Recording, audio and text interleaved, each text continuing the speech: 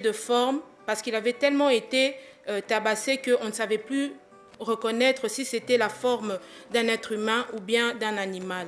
Donc vraiment, nous devons honorer notre Seigneur à cause de l'œuvre qu'il a fait sur la croix et vraiment être des personnes dignes d'être appelées chrétiens. Donc je crois que je peux m'arrêter là. Acclamez très fort le Seigneur. Merci beaucoup Yasmine pour ce résumé. Ça coïncide bien le mois de la femme, elle justifie bien que les mamans, elles sont fortes. Hein, qui a dit que maman va tout gâter. Vous voyez, c'est parmi les résumés les plus captivants qu'on a eu depuis qu'on est dans l'école. Donc désormais, on peut compter sur Yasmine, parmi des personnes qui peuvent aussi nous parler de la part du Seigneur, n'est-ce pas? Vous voyez comment la grâce s'exprime. Ça, c'est une expression de grâce. Il faut qu'on accepte ça. Et si prochainement je dis encore Yasmine, fais-nous le résumé, il ne faut pas murmurer parce qu'elle a apporté l'épreuve que la grâce de Dieu est sur elle. Que Dieu vous bénisse. Et j'aimerais que vous soyez participants de cette école. Quand on vous dit de préparer un résumé, faites-le bien. C'est pour la gloire de Dieu, mais c'est pour votre bonheur personnel en tant que serviteur ou servante. Amen. Que le Seigneur vous bénisse. Nous allons passer à un autre sujet qui justifie l'œuvre de Jésus-Christ en tant qu'agneau de Dieu.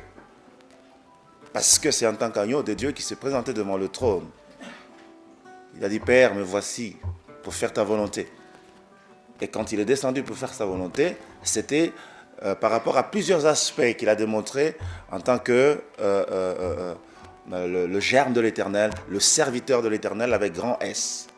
Donc nous allons voir aujourd'hui Jésus-Christ, le souverain sacrificateur.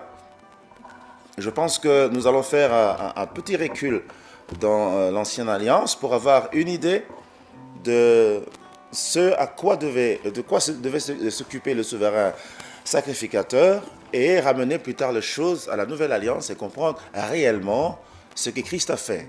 Notre objectif, c'est adorer le souverain sacrificateur. L'objectif de cette leçon, c'est apprendre à bien adorer le souverain sacrificateur, Jésus-Christ, le souverain sacrificateur.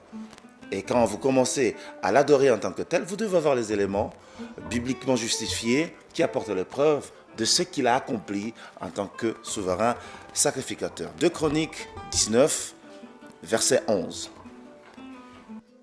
2 Chroniques 19, verset 11. Voici que vous avez au-dessus de vous le souverain sacrificateur Amariaou pour toutes les affaires de l'Éternel, Zébadiaou, fils d'Ismaël,